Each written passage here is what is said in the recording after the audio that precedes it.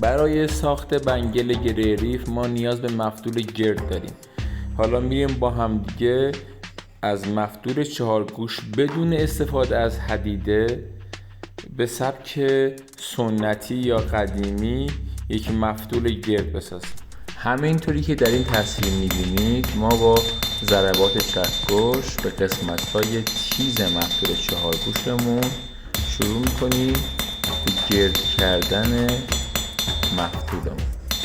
باید ضربات چکش به صورت کاملا متوالی و هم پیوسته در کنار همدیگه منظم زده بشه تا یک نواخت و کاملا یک دست در بیاد مفتول گردمون.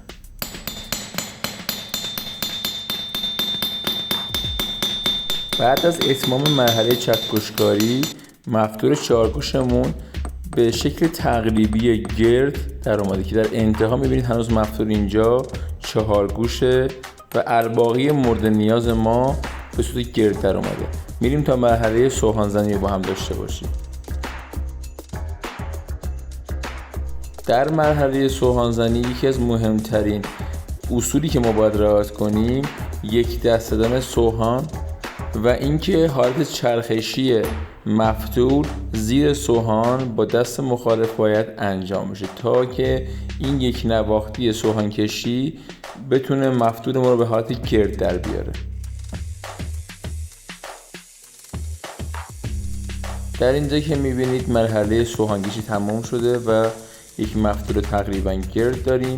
میریم تا در مرحله بعد با اتصال این مفتول به سر دریل با سوهان کشی به صورت چرخشی یک مفتول کاملا گردتر و یک دسته رو ایجاد کنیم.